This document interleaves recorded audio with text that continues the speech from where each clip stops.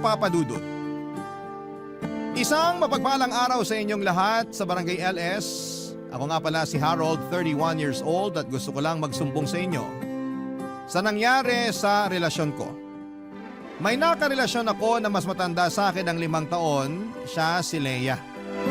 Matagal ko ng crush si Leia bago ko pa siya ligawan.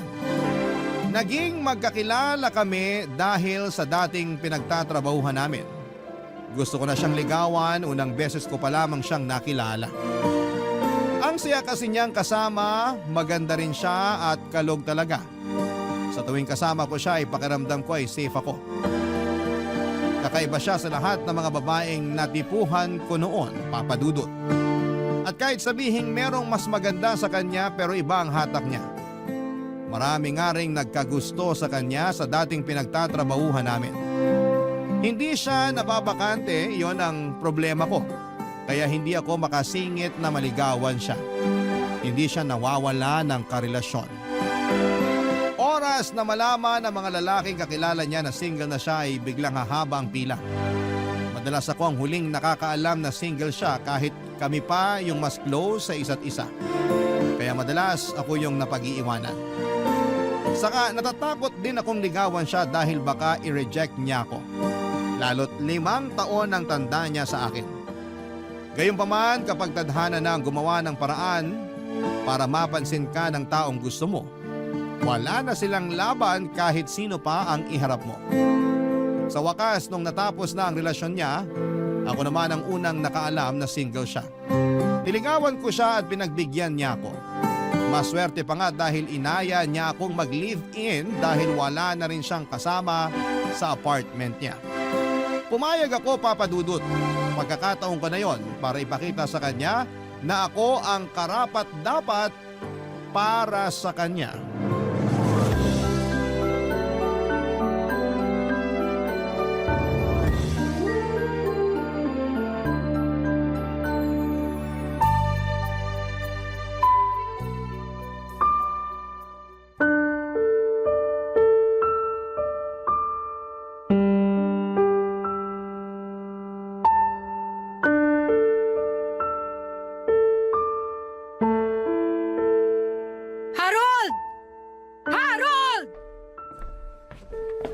Bakit, Leia? Ano yun? Kanina pa kita hinahanap. Ilang beses kitang tinatawagan sa messenger mo, hindi ka sumasagot. Nasa kwarto natin yung cellphone ko. Iniwan ko ron kasi binababad ko yung mga damit mo para mabilis ko na lang malaban mamaya pagkatapos kong mamalengke. Dapat kasi kahapon mo pa binabad yung damit ko eh. Ayan! Nagmamadali ka na naman sa mga gawaing bahay ngayon. Sorry na po. Kahapon kasi nilinisan ko yung kwarto natin. Isa pa yan. Dapat nung isang araw ka pa naglinis ng kwarto natin. Ilang beses ko nang sinabi sa'yo na hindi ko na gusto yung amoy ng kwarto. Pero hindi ka nakikinig. Sorry talaga. Pero ngayon malinis na. Nag-spray pa ako ng Fabcon sa kama natin para mabango. Sintu-sintu ka ba? Bakit ka nag-spray ng Fabcon sa kama? Paano kung mangati ako? Hindi na mauulit. Sinubukan ko lang naman. Gusto ko kasi yung amoy ng Fabcon. Parang laging galing laundry shop. Mabango. Hindi mo na naman ginagamit ang utak mo. Ginagamit lang ang Fabcon sa huling banlaw at hindi sa mga tuyong tela. Hindi na nga mauulit. Buti sinabi mo yan. Hindi ko rin naman alam. Palitan mo yung bedsheet at yung punda natin. Ha? Ngayon na! Lahat ng inisprayan mo ng Fabcon. Ayoko magpantal-pantal dahil sa katangahan mo. Masusunod, ma'am. Ma'am? Nangiinsulto ka ba? Uy, hindi ah. Ganyan lang ang tawag sa mga misis na mga under the saya na mister. Ay di nangiinsulto ka nga. Feeling mo inaabuso kita? Ha? Ganun ba yon? Wala akong sinabing ganun. Biro lang naman yun. Sige, hindi na mauulit. Dami mo talagang kapalpakan! Inaayos ko naman po. Kahapon sabi ko wag mo lagyan ng okra yung pinakbit na pinaluto ko. Pero nilagyan mo pa rin. Alam mo namang ayoko ng okra. Hiniwalay ko naman yung okra bago ko hinain sa'yo. Gusto ko lang kasi ng okra sa pinakbit. Ako lang din naman ang kumain nun. Maski na! Inutos ko sa'yo na wag lagyan kasi ayoko ng okra. Hindi ka pa rin nakinig. Oo, tinanggal mo nga yung okra bago ihain sa akin. Pero nai-imagine ko pa rin na may okra yon. Hindi nakakatuwa. Nakakawalang ganang kumain. Sa susunod, makikinig na talaga ako sa'yo. Huling beses na yun, nalalagyan ko ng okra yung pinakbet. Huwag ka rin magkakamaling bumili ng okra at itambak sa kusina, ha? Iyahampas ko talaga yun sa mukha mo. Yes, boss! Boss! Joke lang po yun. Di ba sinabi ko huwag mo akong bibiruin? Akala mo inaabuso kita? Okay, hindi na. Sorry. Hindi ka marunong makinig! Walang pumapasok sa utak mo! Aray, huwag ka namang manuntok. Sakit tuloy ng braso ko. Ikaw talaga, iba ka kung maglambing. Tumatawa ka pa? Nakuha mo pang magbiro? Akala mo nakikipagbiroan ako sa'yo? Ha? Aray, teka, tama na. Hindi na ako makakapaglaban ng damit mo kung mamamaga tong braso ko sa kakasuntok mo. Baka putulin ko pa yung braso mo sa pangbubuisit mo. Aray, tama na, Leia. Tama na. Lagi mo na lang Please, akong tama ginagalit. na. Masakit na eh. Aray, Leia. Tapusin mo yung labada! Nakailang suntok si Leia sa akin sa braso at sikmura bago siya tumigil. Kung hindi siya napagod at kung hindi nanakit ang kanyang kamao, baka hindi niya ako tinigilan hanggat hindi niya ako nakikitang nagva-violet na ang aking balat. Nabigla ako doon, iyon ang unang beses na sinaktan niya ako. Dinaan ko na lamang sa biro pero nabigla talaga ako, Papa Dudut. Pagkatapos noon ay nagmadali na siyang lumabas ng bahay. Hindi nagpaalam kung saan siya pupunta. Galit pa rin siya. Siguro ay para magpakalma. Hindi ako kaagad nakabalik sa pag-aasikaso ng labahin ni Leia. Masakit pa rin kasi noon ang braso ko. Pinahiram ko na ng liniment para mawala kahit papaano ang pananakit pero hindi yon umepekto. Napansin kong nagpapasana ang braso ko. Hindi ko natuloy natapos pa ang mga gawaing bahay. Palaisipan pa rin sa akin kung bakit ganon ang inastan ni Leia sa akin. Yun ang unang beses na nakita ko siya na parang naging dragon. Nung magkaibigan pa lamang kasi kami ay napaka-sweet niya at masiyahin. Kaya nga ako nahulog sa kanya. Aaminin kong natakot ako sa ginawa niya, Papa Dudut, kasi parang ibang tao ang nakita ko noon habang sinusuntok niya ako ng paulit-ulit sa braso at sikmura. Gabi na noong pinagpatuloy ko ang labahan. Nabawasan na ang sakit sa braso ko kahit papaano. Pinagpaliban ko muna ang pamamalengke dahil hindi ko kayang magbuhat ng mabibigat. Saktong natapos ko ang mga labahan nang dumating si Leia. May hawak siyang yema. Nilapitan niya ako habang inaayos ang ginamit ko sa paglalaba. Tahimik lamang ako noon at pinakikiramdaman siya. Nung kinalabit niya ako ay napatingin ako sa kanya, Papa Dudut. Maamo na muli ang mukha niya. Parang bumalik na ang Leia na una kong nakilala.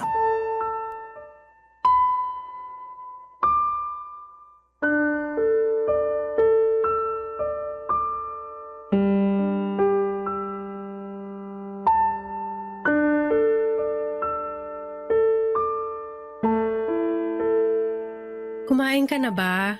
Hindi pa. Ikaw, Hindi pa rin. saan ka ba nagpunta kanina? Diyan lang sa tabi-tabi. Nagpawala ng galit. Sorry kung ginalit kita. Sorry din kung nasaktan kita.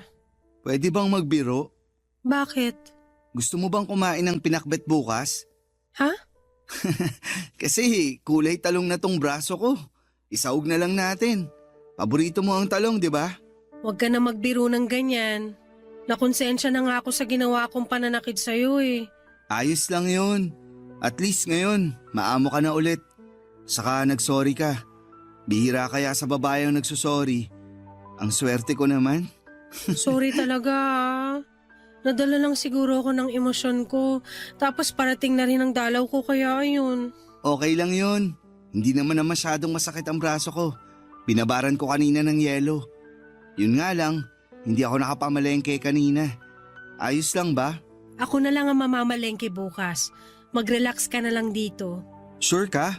Pwede naman kitang samahan bukas. Hindi na. May kasalanan ako ngayon sa'yo kaya babawi na lang ako bukas. Ako nang bahala sa pamamalengke. Ako na rin ang magluluto. I-check mo ha.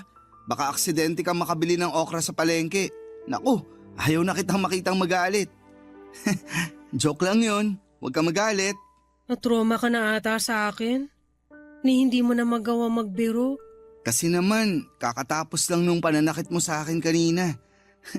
Pero bukas, okay na ako. Hindi na mauulit yung pananakit ko sa'yo, promise.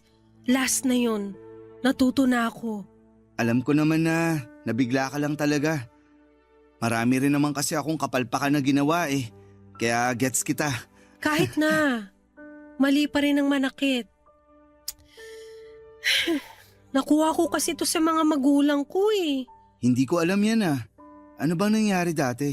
Laging nagbubugbugan sina mama at papa noon. Nakikita namin magkakapatid yun. Tapos kapag mainit ang ulo ni mama kay papa, sa amin niya binubunton. Binubugbog kayo ng nanay nyo? Oo.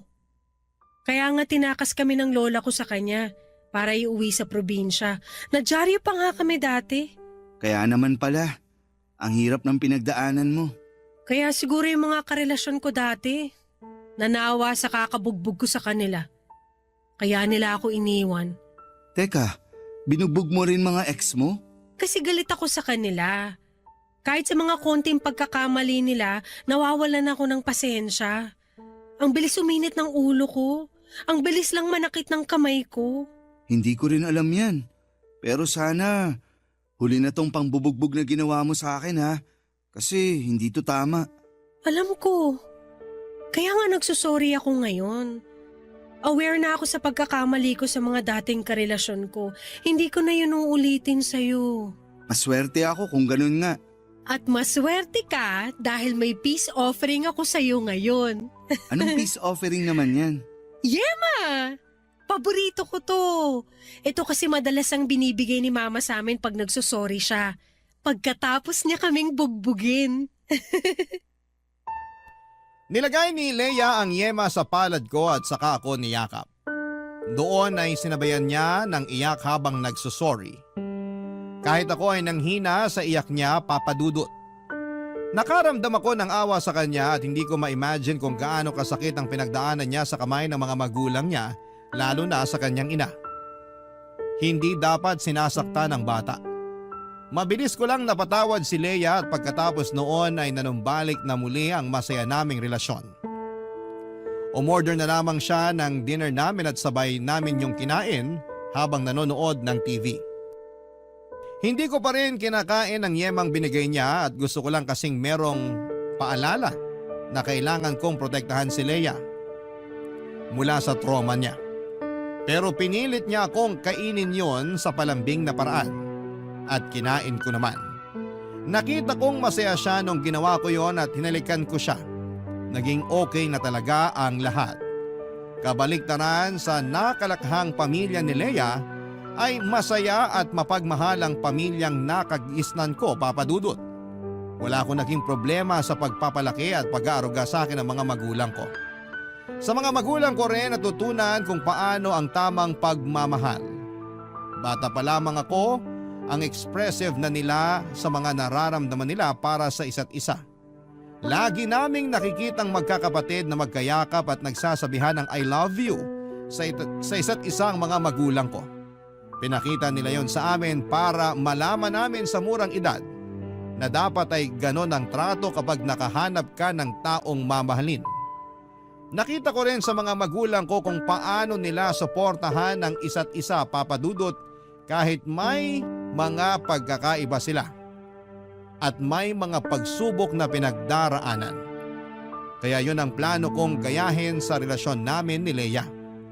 Ipapakita ko sa kanya kung paano ang tamang pagmamahal para tuluyan na niyang makalimutan ang kanyang masalimuot at nakakatakot na nakaraan noong bata pa lamang siya.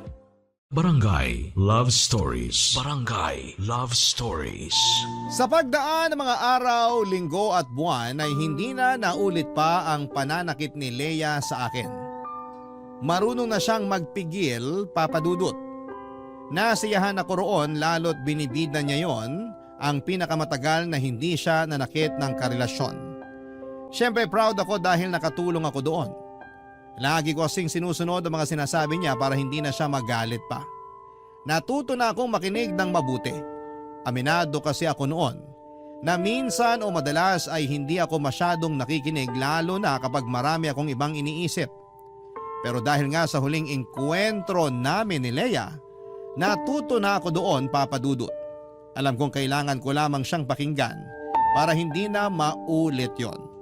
Saka lagi ko siyang sinasabihan ng mga magagandang bagay tungkol sa kanya at feeling ko ay nakaapekto yon. Turo kasi ni nanay sa akin, lagi ko raw purihin ang mga babae sa mga magagandang nakikita ko sa kanila. Nakagaganda raw yon ang mood ng babae lalo kung galing mismo sa puso ko. Yon ang tinandaan ko at yon ang ginawa ko. Nakatulong naman. Lagi nang masaya si Nea at parang nagbago ang aura niya. Mabilis lang na lumipas sa mga araw at sumapit na ang unang Pasko na magkasama kaming dalawa, Papa Dudut. Sa apartment lamang kami nag-celebrate ng Pasko para makatipid. Nagluto ako ng lumpia, spaghetti, chicken wings at macaroni salad. Nakalatag na yon sa mesa bago pa sumapit ang Noche Buena.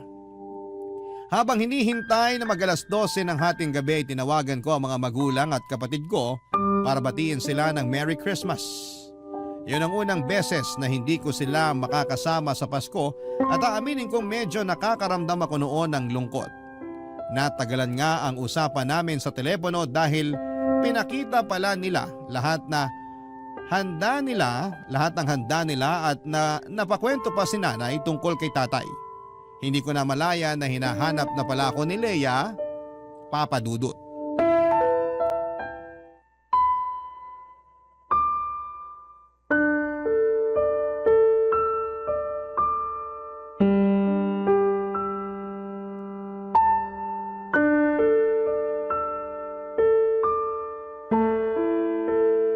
Hoy Harold! Kanina pa kita tinatawag Saan ka ba nagpunta? Kanina pa kita tinatawagan pero hindi ka makontak. Lumabas kasi ako. Pasensya na kung di ko nasagot mga tawag mo. Tinatawagan ko kasi si nanay. Bakit hindi na lang dito sa loob ng bahay ka tumawag? Kanina pa kita hinahanap. Ang bagal kasi ng wifi natin. Ginamit ko na lang yung data ko. Sa labas malakas yung sagap ng internet. Kaya doon ko tinawagan si nanay. Ayun nga Ipapaayos ko sana sa'yo tong wifi natin kasi hindi ako makakonect. Paano ako makakapag-post nito sa Facebook? May problema ata talaga sa internet ngayon. Nag-message na ako pero sabi, may inaayos daw. Kaya baka mamayang madaling araw pa matatapos yung service maintenance nila. Nakakabanas naman Kung kailan naman Pasko. Makikonek ka na lang sa data ko. Marami pa naman to. Hayaan mo na. Sure ka? Sabihin mo lang sa akin kapag kailangan mo na. Sino na naman ba yung tumatawag sa'yo sa messenger? Si ate. Teka, sagutin ko lang. Subukan mong lumabas ulit, tatamaan ka sa akin. Ha? Ilang oras mo nang kausap ang pamilya mo? Paano naman ako? Iiwan mo lang ako rito sa loob ng bahay? Saglit lang naman to. Pag Noche Buena na, sa'yo na buo ang atensyon ko. Hindi. Mula sa oras na to, sa akin ang atensyon mo. Unang Pasko nating magkasama tapos babaliwalain mo lang ako. Di sana sumama na lang pala ako sa mga kaibigan ko para nag-inuman na lang kami. Sorry na. Unang Pasko rin kasi to na hindi ko kasama ang pamilya ko. Sumasama ang loob mo. Gusto mo doon ka na lang sa kanila. Marami ka pa namang data, di ba? Mag-book ka na ng masasakyan at umuwi ka na lang doon. Iuwi mo na lang din lahat ng handa natin. Tutal wala na akong ganang kumain. Wag namang ganyan. Gusto ko silang makasama. Pero gusto rin kitang kasama. Sino bang mas gusto mo makasama sa amin ng pamilya mo? Andito ako ngayon, so malamang ikaw. Pero panay naman ang kontak mo sa pamilya mo. Paano nagsisisi ka na magpapasko kang kasama ako? Hindi excited nga ako kasi ito ang unang Pasko natin na magkarelasyon. Huwag ka na magalit. Sige, bukas ko na lang kakausapin si ate. Nakakainis ka kasi. Imbis na mag-focus ka na lang sa akin. Hindi na po. Sa'yo na ang focus ko ngayon. Ano bang gusto mong gawin? Gusto ko, patayin mo yung cellphone mo para hindi na makatawag at makaistorbo sa iyong pamilya mo.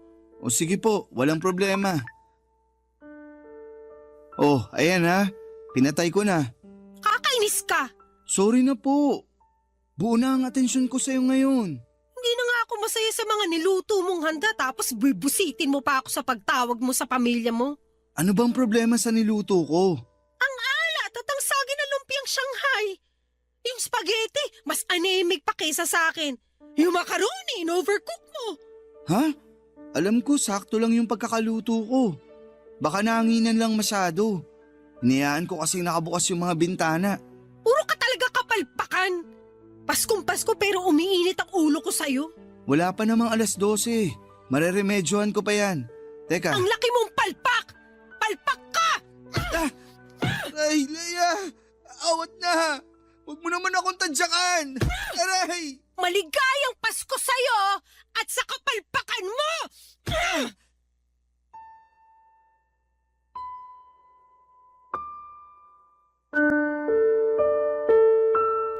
Tinadyakan sa hita, sinuntok sa muka at sikmura.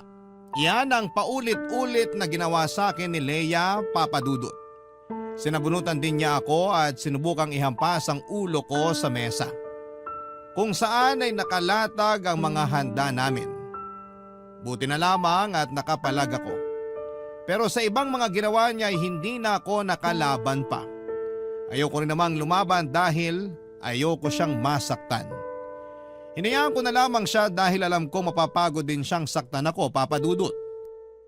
Noong hiningal at nasaktan na ang mga kamay niya ay doon na niya ako tinigilan. Nagkulong siya sa kwarto at doon nagwala na sinabayan pa ng pag-iyak. Napasili pa ang mga kapitbahay namin dahil sa mga narinig. Hiyang-hiya ako pero wala akong ibang magawa. Nakailang beses akong kumatok sa kwarto para pagbuksan niya ako. Pero hindi niya ginawa yon. Lumagpas na ang 12:00 pero ayaw pa rin niyang lumabas. Nasa labas lamang ako ng kwarto at inihintay na pagbuksan niya ako. Hindi ko na alam kung aling parte ng katawan ko ang sumasakit dahil halos nagsabay-sabay na yon. Sinabayan pa ng pagkalam ng sikmura dahil sa gutom. 3:00 na ng madaling araw nang lumabas si Leia sa kwarto at kinumusta ko siya, Papadudut.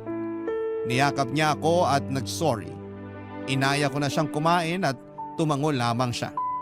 Nagutom siya at naparami ang kain niya habang ako ay nakatingin lamang sa kanya at nakakaramdam na ng takot.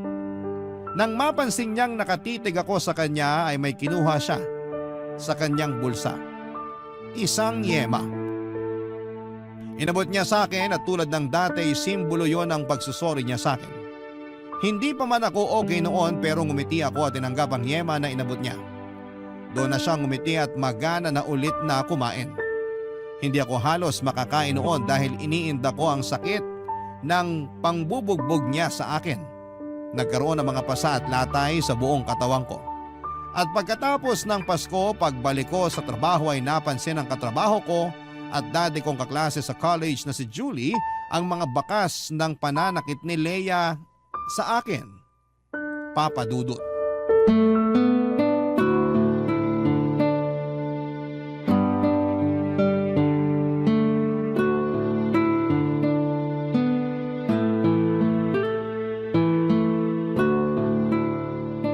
Uy, Harold. Ayos ka lang? Oo naman. Merry Christmas pala. Naging merry ba talaga ang Christmas mo? Anong ibig mong sabihin? Ang fresh pa kasi ng mga galos mo. Halatang nung Noche Buena lang naganap yan. Ah, wala to. Natalsikan lang ako ng mantika nung nagpiprito ako ng chicken wings at lumpia. Napalakas yung apoy. Naparami yung mantika. Nakwento ko ba sa'yo dati na binubugbog ako ng ex-husband ko? Ha? Talaga? Wala kang naikikwento tungkol dyan. Kaya alam kong nagsisinungaling ka. Hindi kita hinuhusgahan ha. Kasi dati, takot din akong aminin yung totoo. Sinusubukan ko pa ngang protektahan ng ex-husband ko. Ayos lang naman kasi ako. Yan din ang sinabi ko. Pero alam ko sa loob-loob ko, hindi ako okay. Ano bang gusto mong sabihin ko? Sinasaktan ka ba ni Leia? Hindi to magagawa sa akin ni Leia. Gusto mo talagang isipin ko na mantika ang nanakit sa'yo? Nagkapasa ka dahil natalsikan ka ng mantika? Nahulog lang din ako sa hagdan. Nagmamadali kasi ako sa pagbaba. Ayun, nadulas ako. Ang classic! Yan ang madalas kong ginagamit na dahilan kapag nahuhulihan akong may pasa sa muka. Lagi kong sinasabi na nahulog ako sa hagdan. Kahit sa totoo, wala namang second floor ang bahay namin. Pwedeng magtanong, Ano yun? paano ka nakatakas sa ex mo? Gusto mo na rin bang takasan at maging ex si Leia? Huwag na lang pala natin pag-usapan. Hindi. Pag-usapan natin. Pinapagaan ko lang ang sitwasyon. Huwag kang mag-alala. Mapagkakatiwalaan mo ko. Ready ka bang magtiwala rin sa akin? Nakakaawa kasi si Leia. Lumaki siya sa toxic na pamilya. Nagbubugbugan ng mga magulang niya. Tapos, binubugbog din siya ng nanay niya. Kawawa naman talaga. Pero hindi sapat na dahilan yun para gawin niya rin sa'yo kung anong naranasan niya sa pamilya niya. Gets mo ba? Mahirap sigurong pigilan lalo kung hindi pa siya okay mula sa trauma niya. At responsibilidad niya ang sarili niya para maghilom sa trauma na yon. Hindi yung ipapasa niya sa'yo kung ano man ang nakasanayan niya noon. Alam ko naman. Akala ko kasi hindi na niya uulitin yung pananakit niya sa akin. So hindi ito ang unang beses na sinaktan ka niya? Pangalawa pa lang naman. Nilalang mo yan? Dapat nga nung unang beses pa lang huminto na siya. Sinubukan naman niya. Ilang buwan din ang pagitan nung una at pangalawang pananakit niya sa akin. Kahit papano, nag-improve naman siya. Proud ka pa talaga ha? Dapat nga hindi na naulit, di ba? Hindi naman kasi ganun kadaling takasan ang nakasanayan mo. Hindi naman talaga dapat takasan. Pero kailangan niyang harapin at kumprontahin ang issue na yan para matapos na at makapagbagong buhay na siya. Hindi ganun kasimple. Malalim yung mga sugat niya. Ganyan na ganyan din ako sa ex ko. Ilang beses ko ring pinagtanggol at pinaniwalaan na magbabago siya pero walang nangyari. Kung hindi pa ako na ICU noon dahil sa pananakit niya, hindi pa ako matatauhan. Harold, hindi na magbabago si Leia. Puro lang sorry ang matatanggap mo sa kanya. Pero hanggang doon na lang yun. Maniwala ka sa akin. Pinagdaanan ko yan. Walang pagbabago sa taong ayaw magbago. Hindi na ako nagsalita sa huling sinabi ni Julie, Papa Dudut. Alam kong may punto siya. Pinag-isipan ko yung buong araw habang nasa opisina. Wala na ba talagang pag-asa na magbago si Leia? Hahayaan ko na lang ba siyang saktan ako ng paulit-ulit hanggang sa sumuko na lamang ang katawan ko? Hindi ako mapakali. Lagi na lang akong natatakot, pati ang pag-uwi sa apartment namin ay kinakabahan ako. Hindi ako makagalaw ng maayos kapag kasama ko si Leia. Pakiramdam ko anumang oras na may mapansin siyang mali ay aambahan na agad niya ako. Hindi na ako komportable sa piling niya. Pero mahal ko siya. Lalo akong nanghihina sa tuwing iningitian niya ako at nilalambing. Parang nakakalimutan ko bigla lahat ng pananakit niya sa akin. Ganong kalakas ang karisma niya na kaya niya akong mabawi sa tuwing nakagagawa siya ng mali. Halos ayoko nang umuwi noon ng apartment, Papa Dudut. Kapag nagme-message siya sa akin ay parang ayoko nang basahin yon. Alam kong nakakahalata na siya sa unti-unting paglayo ko. Hindi lang siya umiimik dahil ayaw niyang mabuksang muli ang topic tungkol sa ginawa niyang pananakit sa akin noong dumaan ang Pasko. Sinubukan naman niyang bumawi at naging mabait siya sa akin at dinoble pa ang lambing at pag-aasikaso niya. Hindi siya nagpakita ng galit sa akin o kahit kaunting inis. Kaya muli na naman akong tumiklop sa kanya, Papa Dudut. Nahuli na naman niya ang kahinaan ko.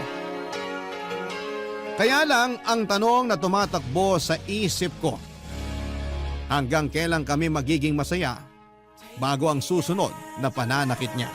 Barangay Love Stories. Barangay Love Stories. Nagpaalam ako kay Leia na uuwi muna ako sa amin dahil nagkasakit si nanay. Masama ang loob niya pero pumayag siya. Alam kasi niyang may kasalanan pa siya sa akin at hindi siya pwedeng umangal dahil baka lalo lang lumayo ang loob ko sa kanya. Nagtanong lamang siya sa akin kung kailan ako uuwi at sinabi ko sa kanya na hindi ko pa alam. Dagdag ko pa ay basta kapag naging stable na ang pakiramdam ni nanay, uuwi rin ako.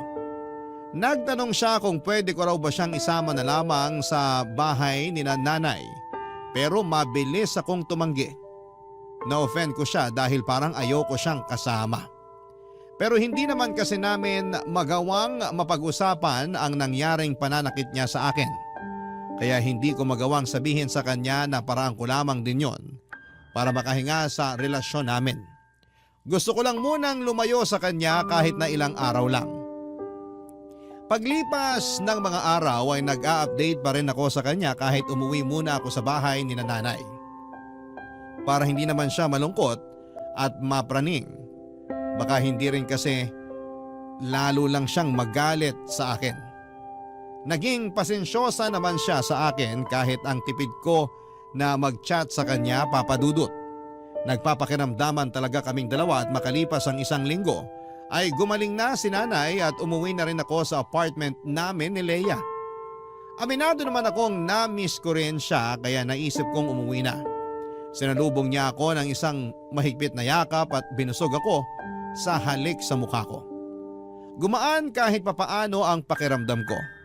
Nakapagluto na rin siya at pinagsaluhan namin yon. Marami siyang nakwento sa akin na nangyari sa kanya habang wala ako. Mukha siyang masaya. Masaya na rin ako pero hindi pa rin matanggal sa isipan ko na anumang oras ay pwede na naman siyang sumabog at mangbugbog, papadudot.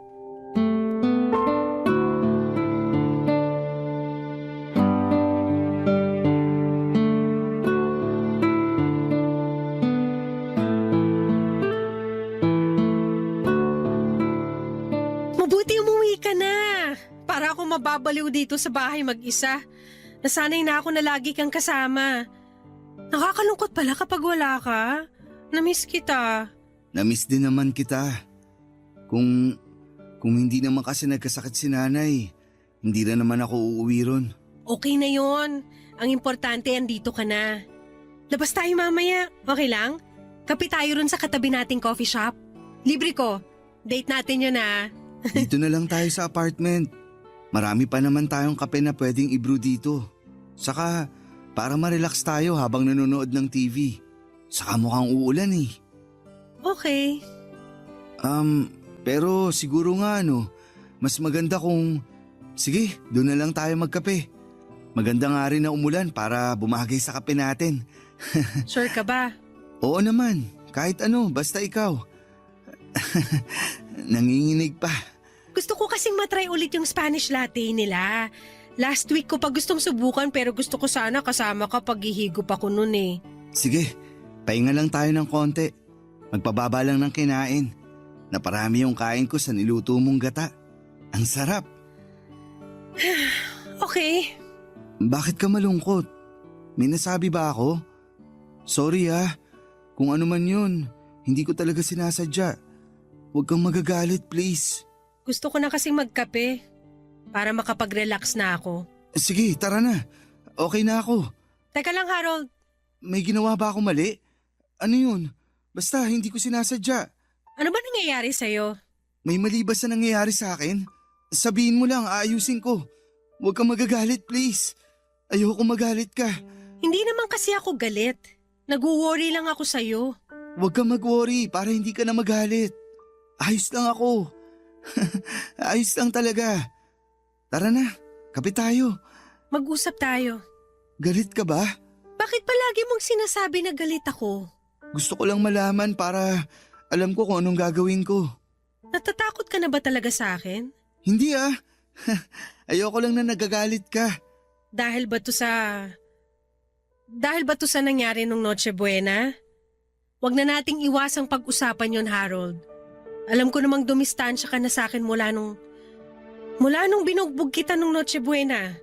Hindi naman ako manhid. Ayos na yun. Hayaan mo na. Last year pa yun. Pero hanggang ngayon bit-bit natin yon. Hindi tayo makakapag-move on hanggat hindi natin pinag-uusapang dalawa yon. Ang totoo, natatakot ako sa iyo, Leia. Araw-araw. Lagi akong kinakabahan sa tuwing nakikita kita kasi baka may mapansin kang mali sa akin tapos magagalit ka. Tapos mananakit ka. Hindi ko na kasi kaya yun. Nakakatakot. Hindi pinaranas to sa akin ng magulang ko. Pero bakit kailangan kong danasin yun sa'yo? Mahirap na bang patawarin yung mga maliliit na pagkakamali ko? Kasi sinusubukan ko naman. Kasi mahal kita. Pero minsan, ginagawa ko na lang lahat ng gusto mo kasi natatakot ako sa'yo. Di ba mali yun? Mali na ginagawa mo lang yung isang bagay kasi natatakot ka. Di ba dapat ginagawa mo yun kasi masaya ka?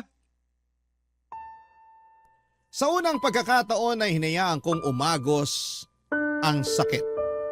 Nagsumbong ako kay Leia sa sama ng loob ko sa kanya. Hinayaan kong umiyak ako na hindi ko naman nakasanayang gawin noon. Hindi ko siya matignan sa mga mata at nakaharang din ang mga braso ko sa mukha ko para mailagan ko kung sakali mang mapikon siya sa mga sinasabi ko. Pero hindi ko na pala kailangan ang mga braso ko para depensahan ang sarili ko dahil hindi naman ako sinaktan ni Leia. Pag-angat ko ng tingin sa kanya ay sinabayan niya ako ng iyak. Naramdaman ko ang awa niya para sa akin. Sinubukan niya akong yakapin pero umilag ang katawan ko dahil inaasahan marahil ng katawan ko na sasaktan niya ako. Sinusubukan lamang akong protektahan ang katawan ko. Doon na umiyak ng malakas si Leia. Sinaktan naman niya ang sarili niya. Sinampal niya ang mukha niya. Sinabunutan ang buhok niya at pinigilan ko siya at doon ay bigla siyang nanghina at niyakap ako. Yumakap ako pabalik para maramdaman niyang ligtas siya sa mga braso ko. Nung humupa na ang emosyon namin ay doon na kami nakapag-usap ng kalmado.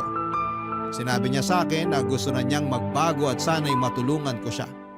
Natatakot na rin daw siya sa mga posible pa niyang magawa dala ng trauma niya.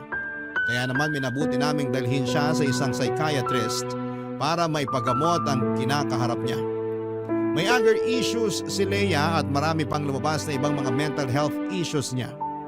May mga nireseta na sa kanyang mga gamot na inumin at masipag naman niyang sinunod lahat ng sinabi ng doktor sa kanya. Sinikap talagang ayusin ni Leia ang mga issues niya sa sarili at mga issue niya sa nakaraan niya. Natuwa ako. Lalo't nakita kong hindi na siya palaging galit at hindi na rin nananakit. Naging kampante na akong muli sa kanya, Papa Dudut. Sinuportahan ko siya at mas minahal, lalo para magtuloy-tuloy na ang kanyang pagbabago. Masaya ako sa nangyari sa kanya at hiniling ko na sana'y tuluyan na niyang maiwan ang nakaraan niya, Papa Dudut.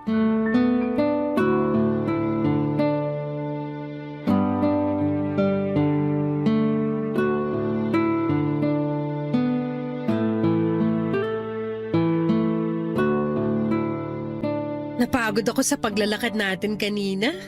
Ginutom ako bigla. Ako rin. Feeling ko kaya nating umubos ng 2 rice cooker. Laman ng rice cooker o mismong rice cooker ang kakainin natin? Isama mo na yung cord ng rice cooker. Kaya ko yun ngatain. Teka, magsasayang na ako. Umupo ka muna. Mamili ka na ng mapapanood natin. Okay lang ba sa'yo na initin ko na lang yung natirang ulam kagabi? Oo, ayos lang. Bago mapanis. Para di masayang. Pakigawa na rin ako ng sausawan ha. Toyo na may maraming kalamansi at dinurog na siling labuyo. Love you!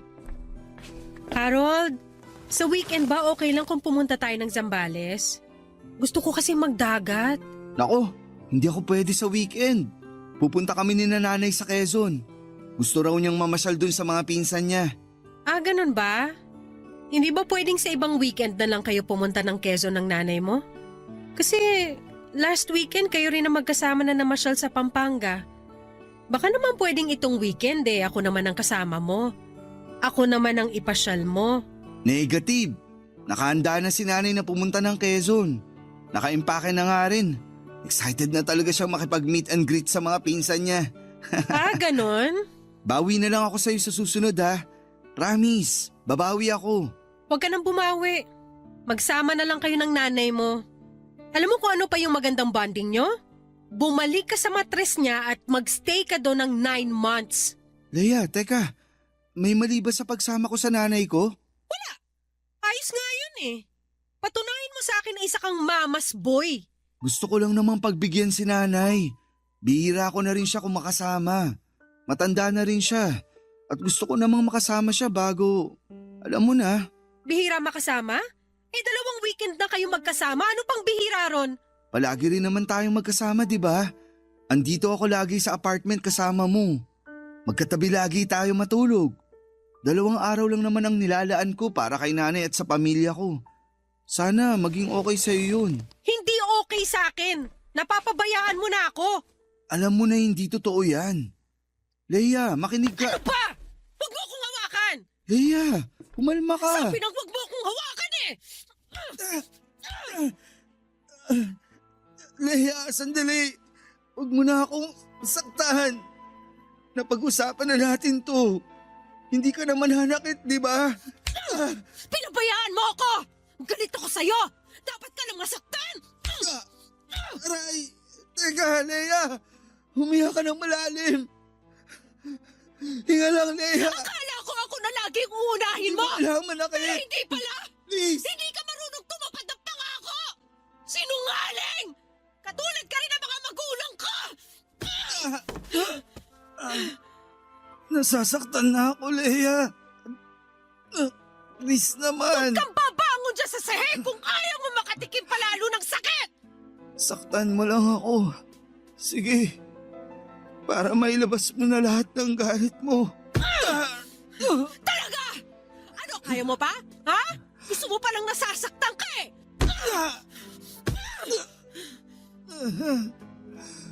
Tumigil ka lang kapag ayaw mo na. Hindi kita titigilan! Hindi kita titigilang saktan! Tandaan mo yan! Tapos na ba? Kasalanan mo to, Harold! Kung bakit kita nasaktan ulit!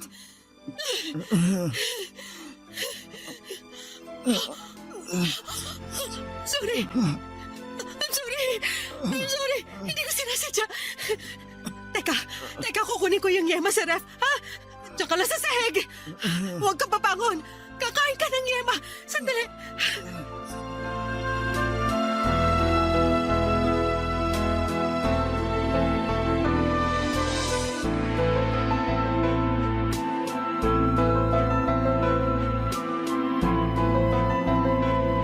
Tumakbo si Leia at iniwan ako para kunin ang yema sa ref.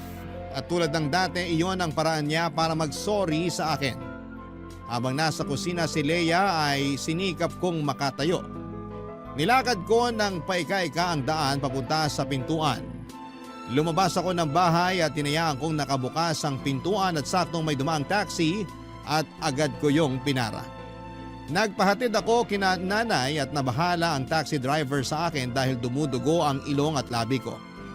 Nanlalabo na rin ang paningin ko dahil namumula na ang mga mata ko dahil sa paulit-ulit na pagsuntok ni Leia sa akin.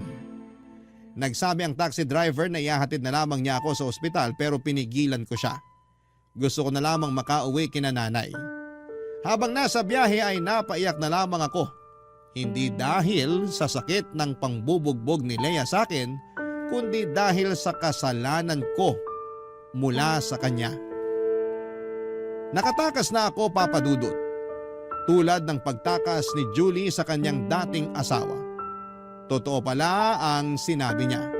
Hindi na magbabago ang mga katulad ni Leia. Maswerte akong nakayanan ko pang maglakad paalis sa apartment namin ni Leia. Hindi kagaya ni Julie na hindi na nakalakad paalis sa bahay nila ng dating asawa niya at tanging ambulansya na lamang ang nagtakbo sa kanya papunta sa ospital. Pagkarating ko sa bahay, sinalubong ako ni nanay. Panayang iyak niya sa nadatnan sa akin. Hindi siya nagtanong pero niyakap niya ako at sinabing hindi na siya papayag na mangyari ulit sa akin yon. Nakauwi na ako. Nakauwi na ako mula sa mga taong totoong nagmamahal sa akin.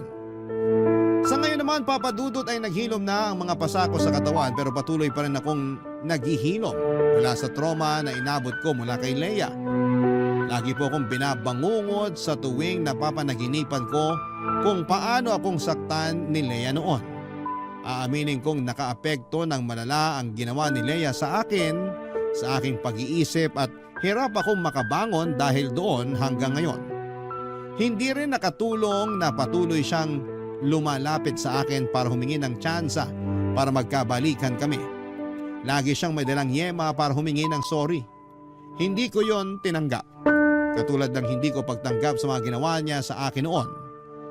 Aaminin kong hindi ko pa siya napatawad pero aaminin kong may pagmamahal pa rin ako para sa kanya.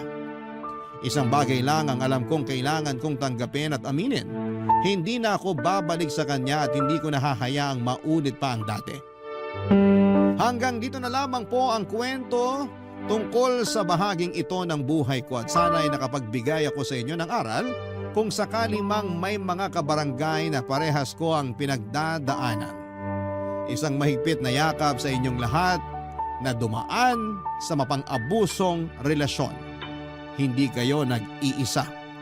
Huwag kayong matakot, mananalo rin tayo at makakawala. Maraming salamat muli sa lahat ng mga bumubuo ng Barangay Love Stories. Ang inyong kabarangay forever, Harold. Dear Papa Dudut, ako nga pala si Socorro, 45 years old, habang fresh pa sa utak ko. Ang mga nangyari sa buhay ko ay gusto ko lang sana itong ikwento sa inyo. Sana maintindihan ninyo ako. Nakipag-live-in ako sa kaedad kong si Willie. Kakasimula pa lang ng relasyon namin at wala pang isang buwan ay nagsama na kaming dalawa. Bit-bit ko sa bahay ni Willie ang 18 anyos kong anak na dalaga na si Jovi.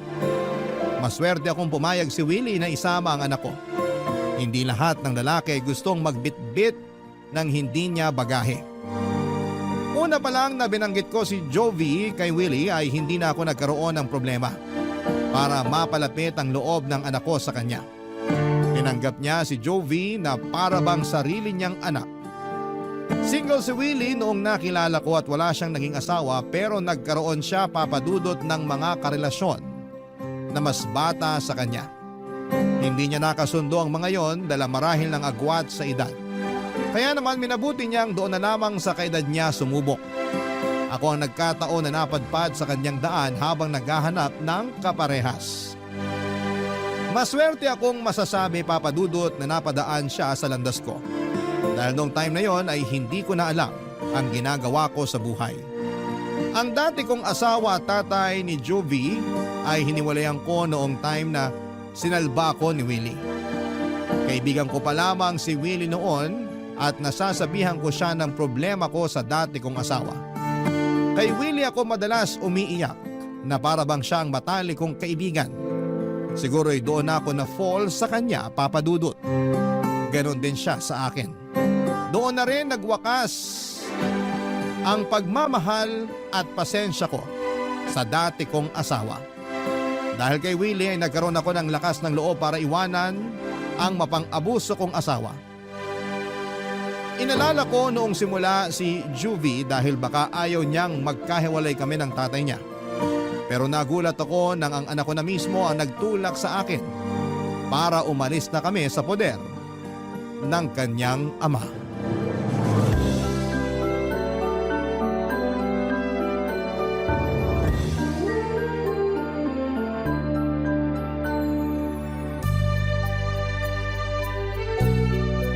Ang ganda ng kwarto natin. At ang presko at ang lambot ng mga unan at kumot. Kanino mo pa sinasabi yan? Nako-conscious na yung una sa mga papuri mo. Masaya lang talaga ako kasi ibang-iba to sa naging buhay ko sa dating asawa ko. Masanay ka na sa ganitong buhay. Ito nang bagong simulan nyo ni Jovi. Hindi pa rin talaga ako makapaniwala na may sasaklolo sa akin mula sa asawa ko. Akala ko, habang buhay na akong makukulong at mabubulok sa piling niya. Nadidinig talaga ng Diyos ang dasal natin. Kaya nga abot langit ang pasasalamat ko sa Diyos dahil hinugot niya ako palayo sa asawa ko. Mabuti na lang talaga. Mabuti na lang ano? Mabuti na lang at inad mo ako sa Facebook. Kung hindi mo ko kinaibigan, Anong kinaibigan? Itatama ko lang ha. Baka ibig mong sabihin kung hindi kita nilandi. basta, nagsimula tayo sa friendship. Hindi pa naman ako interesado sa'yo nung una. Ouch naman. Matapos kitang bilhan ng malalambot na unan at kumot, tapos ganyan ang sasabihin mo. Kasi ayoko namang madungisan ang simula natin. Magkaibigan naman talaga tayo nung una. Pero ramdam mo naman na dati pa kita gusto, hindi ba? Ramdam. Pero ayokong isipin masyado kasi mahal ko pa nun yung asawa ko eh. Ouch ulit? Pero ibang kwento na ngayon. Ikaw na yung mahal ko. Sure na ba yan? Kasi baka mamaya bumalik ka sa kanya kapag namimiss mo yung matigas na unan at magaspang na kumot nyo. Naku, hindi na. Matapos mong iparana sa akin tong malalambot na unan at kumot, sino tangang babalik pa ron? Ikaw na rin nagsabi noon, lagi kang bumabalik sa kanya. Kasi naliligaw pa ako noon. At syempre, hindi pa kita nakikilala noon. Basta hindi na kayo babalik ni Jovi sa kanya ha? Pangako, babalik kayo sa pagkabata sa sarap kong mag-alaga. Ewan ko ba? Para akong bumabalik sa pagkabata dahil sa'yo. Feeling ko teenager ulit ako. Ganun naman daw pag in love, nakakabata. Totoo yan. Sa paningin ko nga sa'yo ngayon, para kang biglang naging 20 anyos na binata. Sobra ka naman magkaltas ng edad, hindi na makatotohanan. Hindi ka pa nadadaan sa bola? Hindi ako sanay. Yung mga dati ko naman kasing karelasyon, akala mo mga bato. Walang nakikitang maganda sa akin. Ni thank you, hindi ako nakakatanggap sa kanila. Parehas tayo. Ganyan din ako sa dati kong asawa eh. Ni minsan hindi niya ako sinabihan na maganda ako. Ako na lang ang magsasabi sa niyan, araw-araw. Baka sa simula ka lang magandahan sa akin ha. Kapag nasanay ka na sa itsura ko at kapag hindi na ako nakakapag-ayos, ayaw mo na rin banggitin na maganda ako. Mas gusto ko nga hindi ka nakaayos eh. Kasi sa ganung paraan, alam ko na komportable ka na sa akin. Mas gusto ko kapag komportable ka sa akin. Ngayon palang komportable na ako sa'yo kahit hindi mo nasabihin yan. Eh di ayos. Kahit ako komportable na ako sa'yo. Ganun ata kapag soulmates. Naniniwala kang soulmates tayo? Naniniwala ako na pinagtagpo tayo. Pinagtagpo kami ni Willie sa mga panahong kailangan namin ang isa't isa. Tamang timing. Masaya ako sa timing na yon. Natagalan man bago ako natauhan sa dating asawa ko ay ayos pa rin. At least, marami akong natutunan sa dating relasyon ko, Papa Dudut. Alam kong meron din akong pagkakamali sa dating asawa ko at handa ko na yung baguhin at huwag ulitin sa relasyon namin ni Willie. Gusto ko na talagang makatuluyan at maging huling karelasyon si Willie. Kaya walang gabi na hindi ko pinagdasal na tibayan ng Diyos ang relasyon namin. Huwag sanang hayaan ng Diyos na umulit kami sa mga naging pagkakamali sa dati naming karelasyon. Alagaan sana kami lagi ng Diyos, lalo na kapag may kinakaharap kaming problemang dalawa. Sa simula pa lang ay naging bibo na si Willie sa pagpapakita ng pagmamahal sa aming mag-ina. Pinagsilbihan kami na akala mo ay siya ang madre de pamilya. Lahat ng kailangan namin kahit ultimo mga luho na pwedeng wag na lang iabot ay binibigay pa rin niya. Sinabi niyang siya na lamang daw ang bahalang bumawi sa mga pagkukulang ng dati kong asawa sa aming mag-ina. Kailangan daw naming maramdaman na kamahal kami. Sa ganung paraan ay mas magiging maayos ang pakiramdam namin at maghihilom na ang mga sugat namin. Totoo naman ang sinabi niya, Papa Dudut, dahil sa pagpapakita niya ng atensyon, pagmamahal at respeto sa amin ni Juvie ay napansin kong gumanda kami ng anak ko at mas naging mabuting tao. Parang mga bulaklak na nadiligan ng maayos. Pinapaarawan ng sapat at nilagay sa lilim kapag alanganin ang panahon. Ganon kami inalagaan ni Willie. Kaya naman namukadkad ang kagandahan namin ng anak kong si Jovie, Papa Dudut.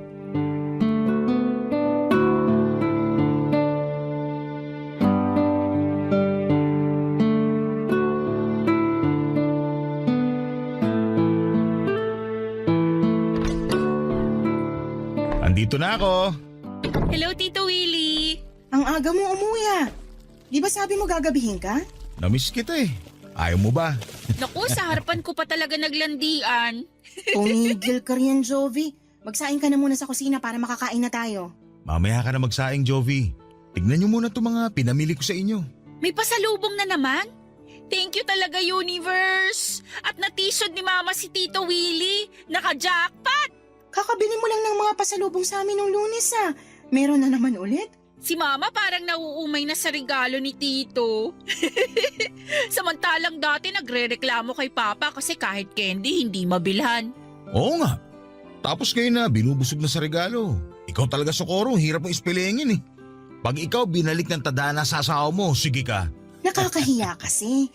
Panay ang bili mo ng gamit namin hindi naman namin gaano kailangan. Uy, wag mo akong idamay dyan, Ma. Ako kailangan ko ng gamit, lalo magpapasok ka na sa school. Tito, wag kang makinig kay Mama ha. Nahihilo lang yan. Naasikaso mo na pala enrollment mo, Jovi? May kailangan bang bayaran? Sabihan mo ako kagad para makapag-withdraw ko. Mag-e-enroll pa lang ako next week, Tito. Kasabay ko yung friend ko. Thank you po sa pag-ako ng tuition fee ko, ha?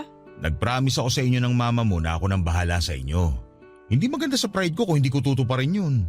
Ilang beses mo nang natupad. Hindi na siguro mamasamain ang pride mo kung magpapaawad ka na sa kakabili ng gamit para sa amin ni Jovi. Tito, kung ano man ang sinasabi ni Mama sa iyo ngayon, hindi ako agree ron, ha? Magkaiba kami ng prinsipyo. Hoy Jovi, hindi kita tinuruan para maging gahaman Si Mama naman, nagjo-joke lang, di ba? Ang hirap mo namang pasayahin. Huwag na kayong magtalong dalawa. Gusto ko talaga itong nagbibigay ng regalo sa inyo. Ewan ko ba? Parang ang sarap sa pakiramdam na nakakapagbigay ako sa inyo. Uy, si Tito. Love language ang giving gifts. Isa kang malaking bilog na sugar daddy, tumatalbog-talbog. Sugar daddy ng mama mo na ayaw naman maging sugar baby ko. Palag ng palag no? Sige, pagtulungan nyo na naman akong dalawa. Kasi naman lagi mo kinukontra ang pagpapakita ko sa inyo ng pagmamahal. Lagi ko namang nakikita yon. Lagi kong nararamdaman. Hindi mo na kailangang bonggahan ng mga regalo. Baka mamaya masanay kami. Eh di masanay lang kayo. Wala naman akong balak itigil to eh. Tito, anong gift ko ngayon? Hindi ko alam kung magugustuhan mo tong pantalon na binili ko. Sabi kasi nung anak ng kumpare ko, uso raw to ngayon eh. O eto, tingnan mo. Uso nga yan! Gusto ko talaga to! Suot to ng K-pop idols ko! Thank you, Tito! Ako, anong pasalubong mo sa akin? Uy, kala ko ba ayaw mo ng regalo, Ma? Kung nabili na ng tito mo, bakit pa ako tatanggi, di ba? Plastic. Lagi ka nagre-reklamo na puro butas na ang mga duster mo. Kaya binilang kita ng 6 na duster. Makapalang tela at presko isuot. O ito. Ganito yung duster ko nung dalaga ko. Ito yun! Ay, thank you, Willie. Alam mo talaga ang kahinaan ko. Naku, samantalang kanina panay pang tanggi. Bibigay din naman pala. Alam mo naman ang nanay mo, medyo pakipot. Medyo pakipot ba, Tito? Parang sagad nga yung pagiging pakipot niyan eh. Nahirapan na nga ako sa kanya nung ligawan ko tong nanay mo. Tapos ngayong nakuha ko na siya, gusto pa rin akong pahirapan. Dalagang Pilipina eh. Ay! Sige, pagtulungan nyo na naman akong dalawa. Joke lang, Ma. Love you.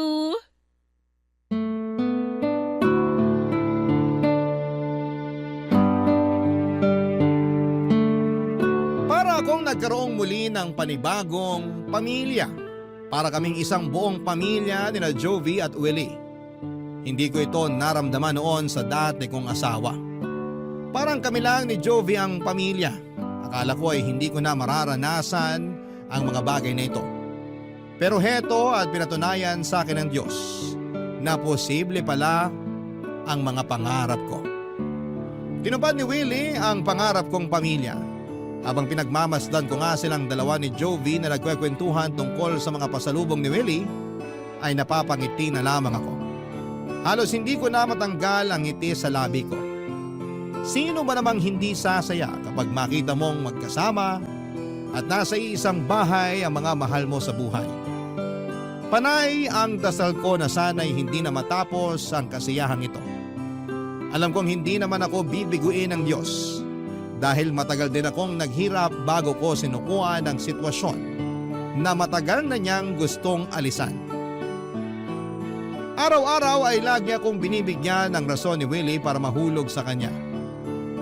May oras na parang natatakot na ako dahil masyado ng malalim ang nararamdaman kong pagmamahal para sa kanya. Baka kasi biglang magbago siya o makahanap ng iba. Ganon ba talaga yon?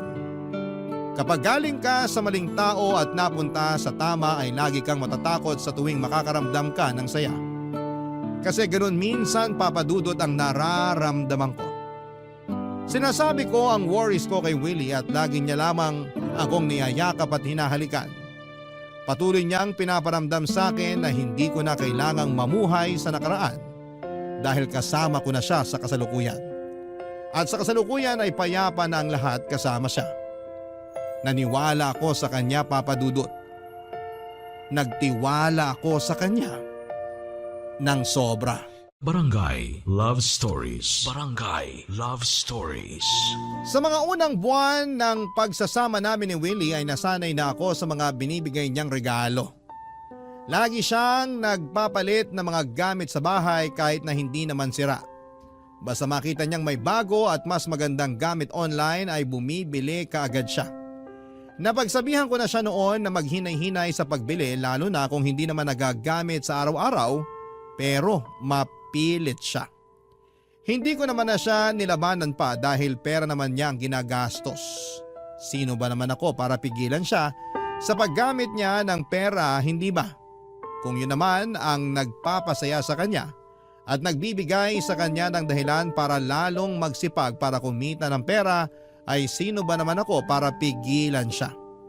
Kaya lang makalipas pa ang ilang buwan ay napansin kong hindi na siya gaanong bumibili ng kahit na anong gamit o regalo para sa bahay at para sa aming mag-ina. Hindi naman sa hinahanap-hanap ko ang mga luho na inaabot niya. Kaya lang kasi Papa Dudut ay nanibago ako. Ganon din si Juby. Pero hindi naman namin yon itinawid sa kaalaman ni Willie. Baka masaktan at ma-misinterpret niya ang pagtatanong namin. Sinabihan ko si Jovi na huwag magbabanggit at sasabihin ang diretsahan kay Willie ang tungkol sa paghinto nito sa pagbibigay ng luho sa amin. Meron naman na kaming sapat na luho na ibinibigay niya noon. Hindi na kailangan maghangad pa ng sobra. Kaya lang may nangyari nitong nakaraan para tuluyang sumabog si Willie. Hindi ko yon inasahan, Papa Dudut. Isang gabi ay umuwi siya ng late, ako na lamang ang gising sa bahay at nakatulog na si Jovi dahil maaga pa ang pasok niya kinabukasan. Hindi ako late matulog pero nagawa kong maghintay kay Willie dahil nababahala na ako sa dalas ng pag-uwi niya ng late, Papa Dudut.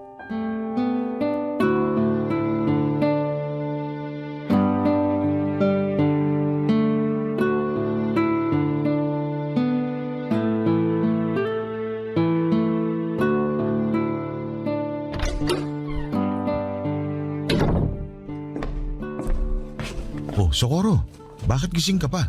Hindi ako makatulog. Si Jovi nasaan? Kanina pa tulog. Sana sinabayan mo na lang ang anak mo na matulog. Hindi nga ako makatulog kaya hinintay na lang kita.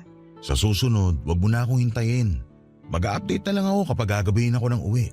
Sige, kumain ka na ba? Hindi pa nga eh. Anong ulam? Nagluto ako ng puset. Ubusin mo na yon. Marami pa bang kanin? Yung sinain ko hanggang bukas na lang ng umaga. Pero may bigas pa. Yun nga rin sana yung sasabihin ko sa'yo. Huling takal na yung bigas na isinain ko kanina. Ang bilis naman nating makaubos ng bigas. Pareho pa naman kayong mahinang kumain ng kanin ni Jovi. Sakto lang ang pagkakaubos ng bigas. Natipid ko pa nga. Halos 3 buwan na kaya yung huling bili mo ng bigas. Bumili ka muna siguro sa tindahan ng per kilo. Ayaw mo ba ng isang sako na lang ulit? Mas makakamura tayo nun. Per kilo muna. Yung pantatlong araw muna siguro ang bilin mo. Yung pinakamura na rin. Hindi naman ako maselan sa bigas. Sige. Papapain ko na lang yung puset. Hindi na ako magkakanin.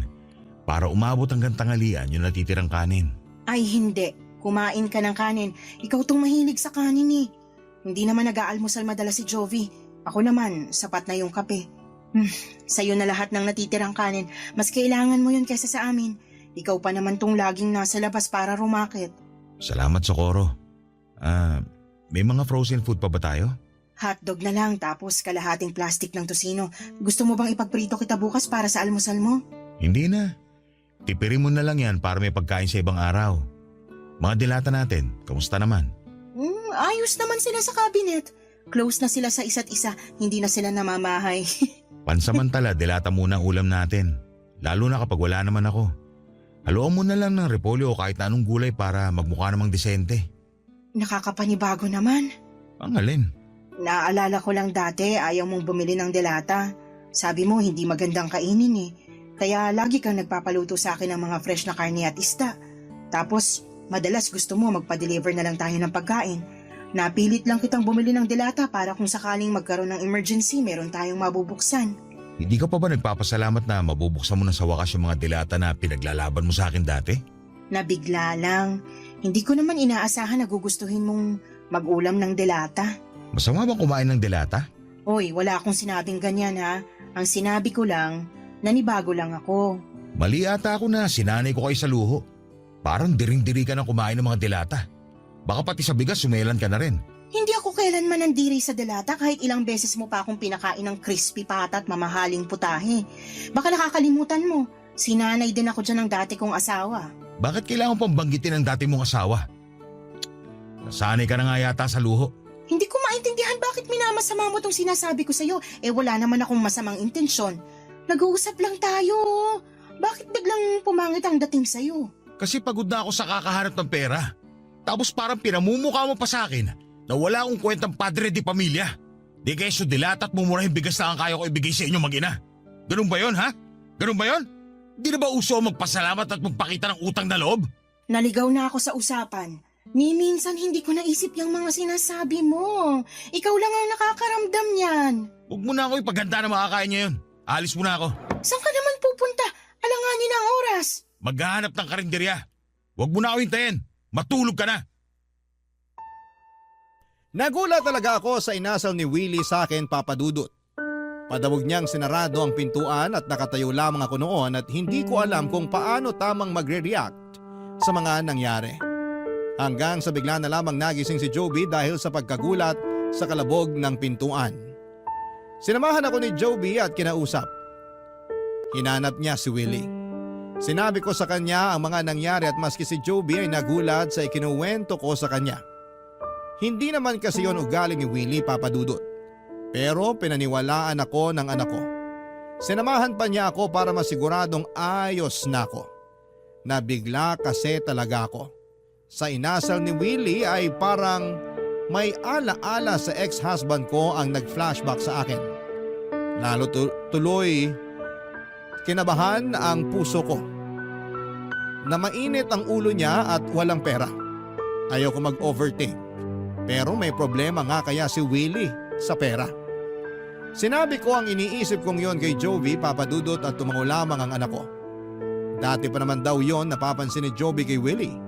Hindi niya lang daw magawang sabihin sa kanya lalo't inuunahan ko na siya na huwag punahin ang pagbabawas ni Willie ng pagbibigay ng regalo sa aming mag-ina. Nasabi ko na rin ang tungkol sa dilata at sa bigas. Doon na nga mas lalong nakumpirma na mukhang problemado sa pera si Willie. Pero bakit hindi siya naging honest at sabihin sa amin ang katotohanan? Handa namang kaming makinig. Lalo na ako. Wala akong alam sa mga pinagkukuhanan niya ng pera at hindi ko ugaling magtanong sa tao tungkol sa trabaho nila. Parang hindi yon komportable para sa akin. Kaya hindi ko alam kung paano ko maitatawid ang tulong at suporta para kay Willie, gayong hindi ko naman alam ang eksakto na pinagkukuhanan niya ng pera. Isang araw ay mas lalong lumala ang lahat. Maagang umuwi si Willie sa bahay, balisa at tulad ng dati ay iritable din, Papa Dudut.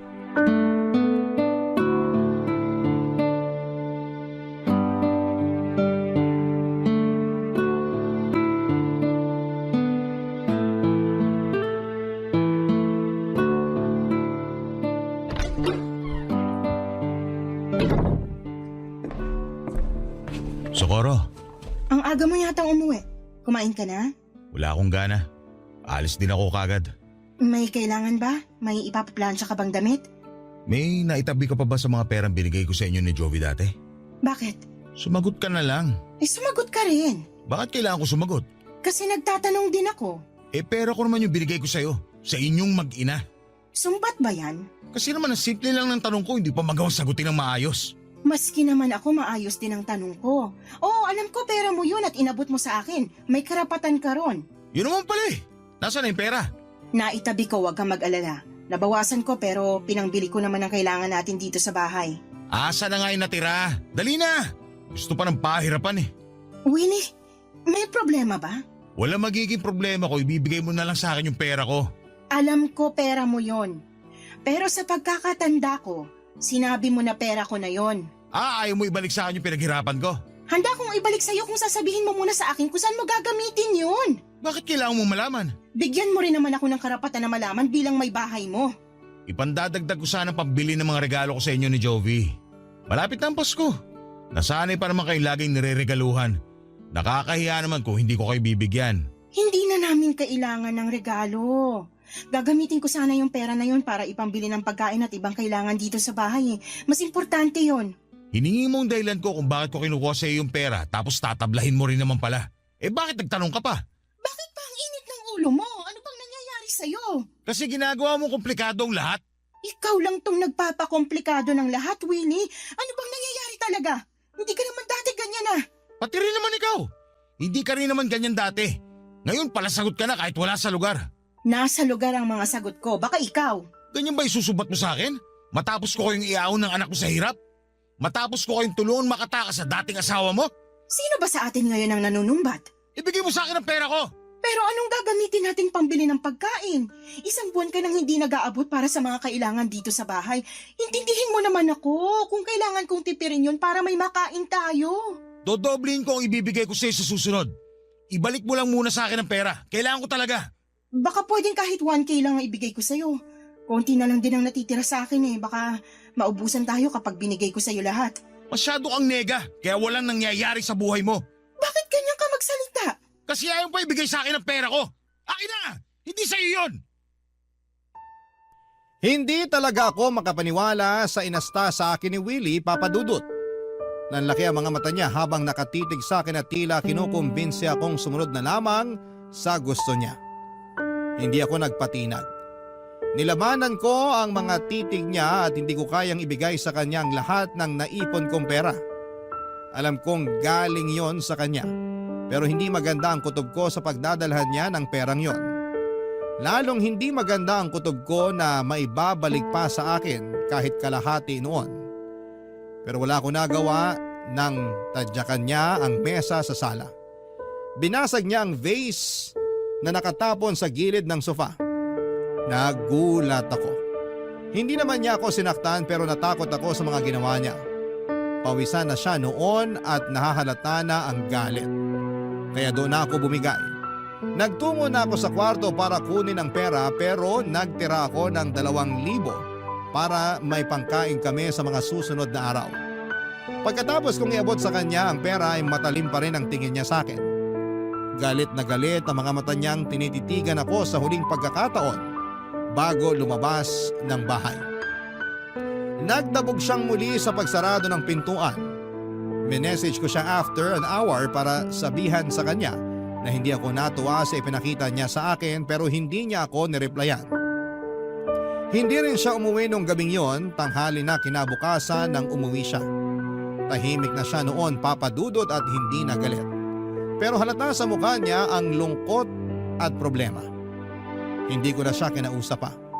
Parehas kami kailangan magpalamig noon at nagkulong na lamang siya sa kwarto at hindi ko siya sinamahan doon. Noong kakain na ay pinatawag ko na lamang siya kay Jovi. Tahimik naming pinagsaluhan ng sardinas na hinaluan ng maraming tubig at repolyo. Hindi pa rin niya ako inimik at hindi rin niya inabot ang perang pinangakong ibabalik niya sa akin. Hindi ko naman na yon inaasahan pang ibabalik niya. Nakakasama lang ng loob na hindi siya, Papa Dudut, marunong tumupad sa mga pangako niya. Barangay Love Stories. Barangay Love Stories. Hindi na nga binalik sa akin ni Willie ang perang kinuha niya. Oo, sige, siya ang nagbigay noon pero kahit papaano, ay may karapatan ako roon dahil binigay niya sa akin yon para ipangbili ko raw ng mga gusto kong gamit. Hindi ko nga lang ginawa yon dahil mas gusto kong ilagay yon sa ipon ko. Hindi ko naman siya magawang singilin dahil nakakahiya. Ang dami na niyang ginawa para sa amin. Parang ang kapal naman ata ng mukha ko para bawiin pa yon. Meron pa rin naman akong natitirang pera pero yon ay yung ipon ko nung hindi pa kami nagsasama ni Willie. Naipon ko yon sa dati kong trabaho. Walang nakakaalam sa ipon ko na yon dahil bala kong gamitin noon ang perang yon para makatakas kami ni Jovie at umuwi sa probinsya namin. Kaya lang ay nakilala ko nga itong si Willie. Nagbago lahat ng plano. Naitago ko na lang tuloy ang ipon na yon, Papa Dudut. Pinilit ako ni Willie na umalis na sa trabaho ko noon at ayoko pa sana dahil gusto kong meron akong sariling pera. Pero nakiusap siya na umalis na ako para full-time akong mag-asikaso sa kanya at sa bahay. Kinumbinsi rin niya ako na hindi ko naman na raw kailangan magtrabaho dahil siya na ang bahala sa lahat ng gastusin. Hindi raw ako gagastos kahit na isang sachet ng mumurahing shampoo. Naniwala ako. Nakumbinsi ako. Yon ang isang malaking pagkakamali ko dahil wala pang isang taon ay nagbago na ang lahat. Ultimo, pagbili ng isang sachet ng mumurahing shampoo ay hindi na magawang ibigay sa akin ni Willie. Lagi niya akong iniiwasang makausap tuwing nasa bahay siya. Ni tumingin sa akin ay hindi rin niya magawa. Ang masakit pa, bihira na rin siya kung umuwi ng bahay. Wala rin akong alam sa mga ganap sa buhay niya sa labas, Papa Dudut.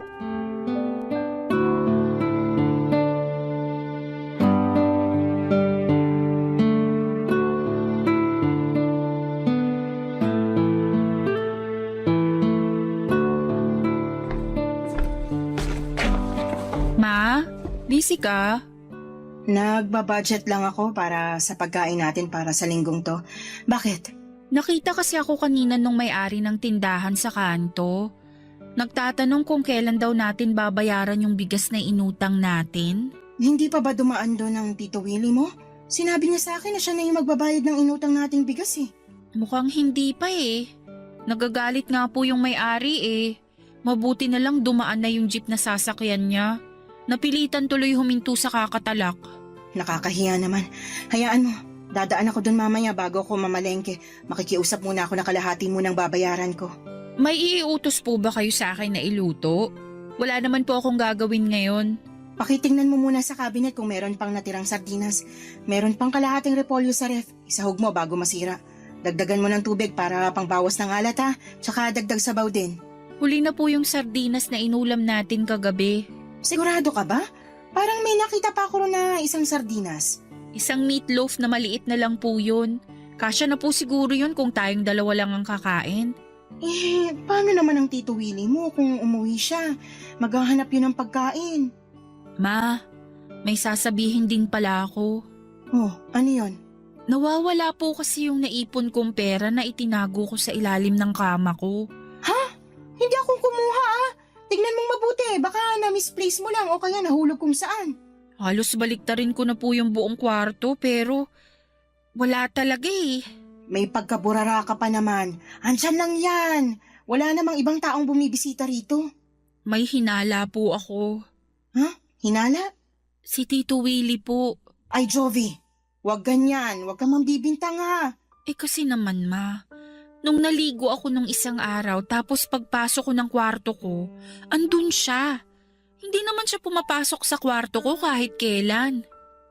Baka naman kasi may tinitingnan siyang mga butas sa kisame o mga butas sa sulok ng kwarto mo. Alam mo na, tag-ulan. Nag-iingat lang ang Tito Willie mo. Hindi naman po niya sinabi sa akin yan.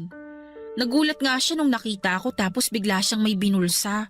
Tapos nagmadali na pong umalis. Busy kasi ang tito mo. Alam mong naghahanap ng ibang racket para lang may makain tayo. Pero bakit hanggang ngayon wala pa rin tayong makaing matino? Yung ipon nyo, nagagamit nyo na pangbayad ng kuryente at tubig. Paano kapag naubusan kayo? Hindi ako aabot doon. Makakahanap ang tito mo ng pagkakakitaan. Magtiwala lang tayo sa kanya. Nagtiwala naman po ako sa kanya nung pumasok siya sa kwarto ko. Kinabukasan, nung chinek ko yung ilalim ng kama ko, nasaid na lahat ng perang andun.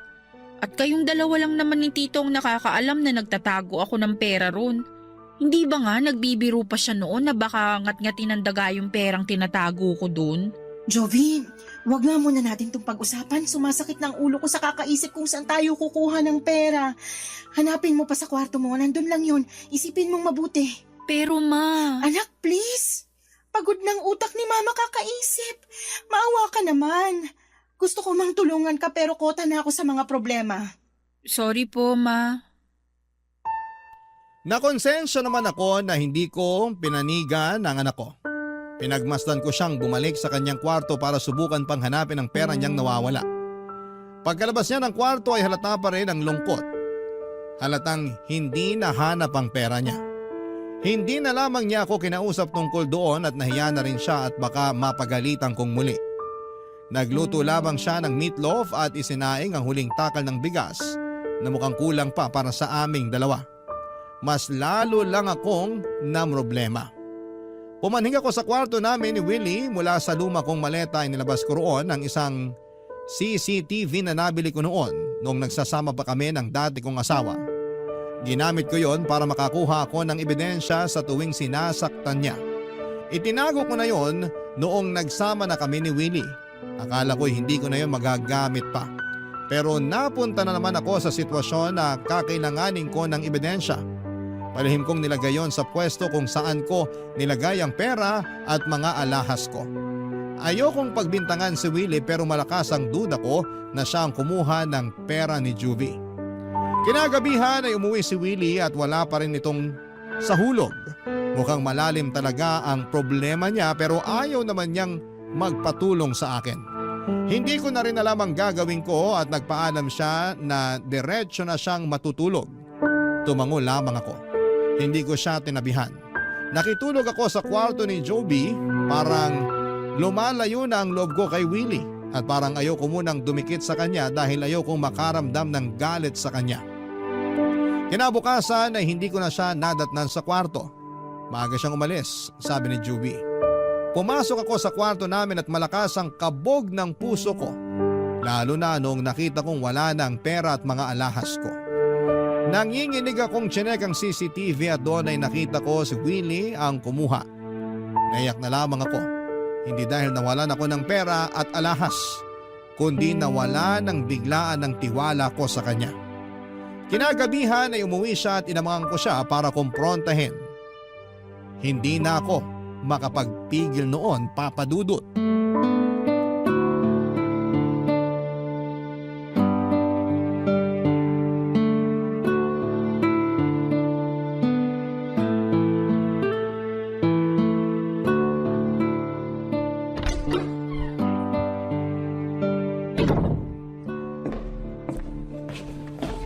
Bakit gising ka pa?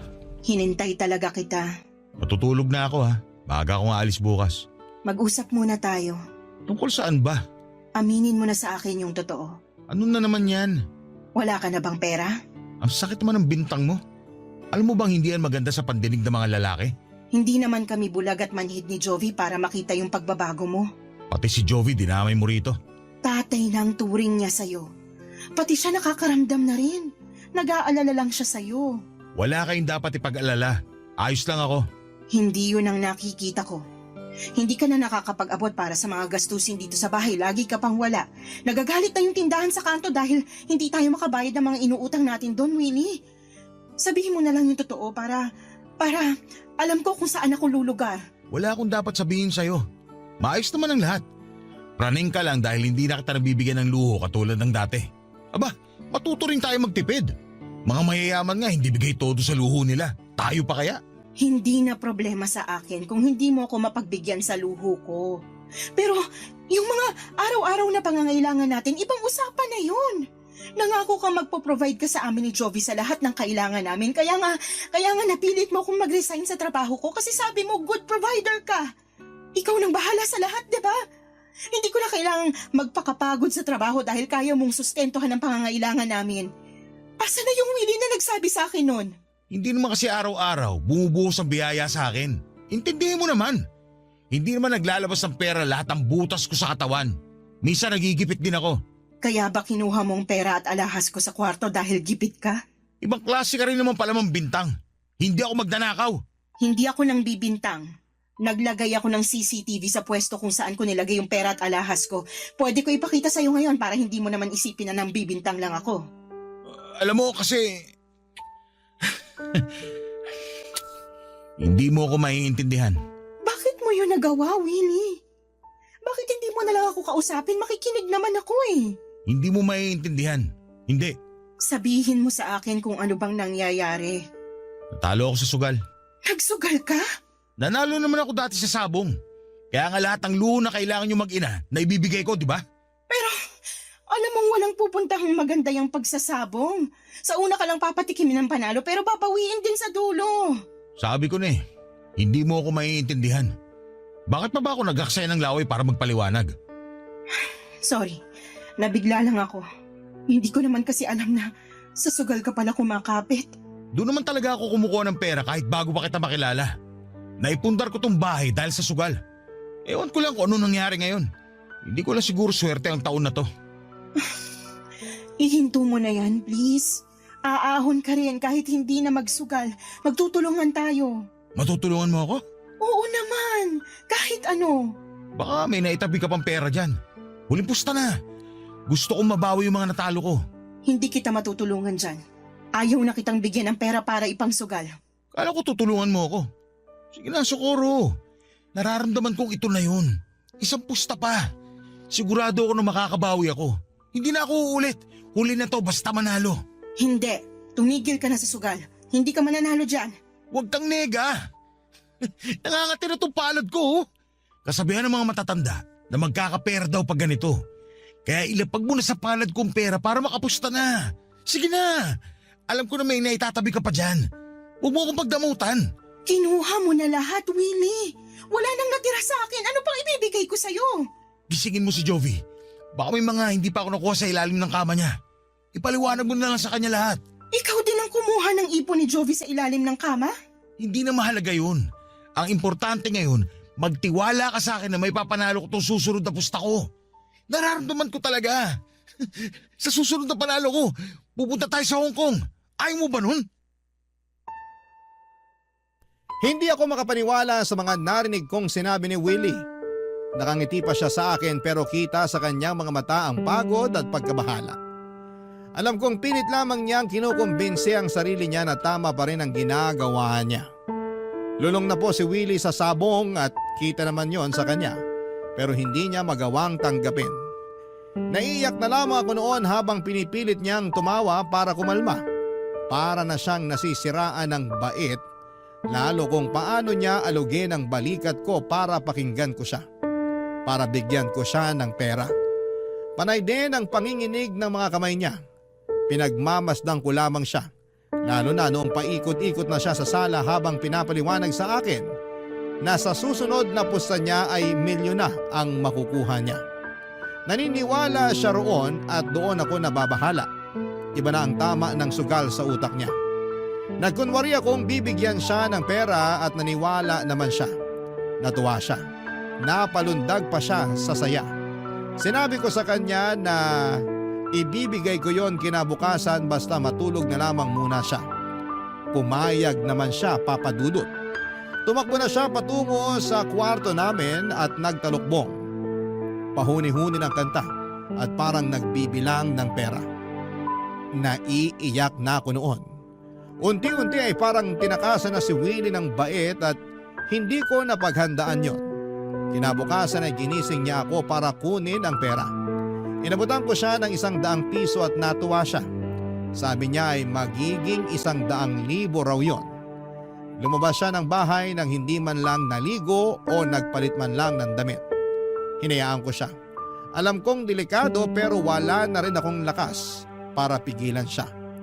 Mga kabarangay, patuloy pa rin po si Willie sa kanyang pagsusugal. May mga araw na matino siya pero mas madalas na parang nawawala na siya sa sarili niya. Ano bang may papayo ninyo sa sitwasyon namin ngayon? Kailangan ko na ba siyang iwan? O baka pwede pang magawa ng paraan? Sana ay matulungan ninyo ako Isa ako sa mga masusugid ninyong tagapakinig at marami sa inyong mga kwentong napapanood ko sa YouTube ang nakakatulong sa akin. At sana sa pagkakataong ito, magawa niyo rin po akong tulungan sa personal na problemang aking kinakaharap. Maraming salamat po sa inyo, Papa Dudut, sa pagtampok sa aking kwento sa inyong programa. Ang inyong kapuso, Socorro.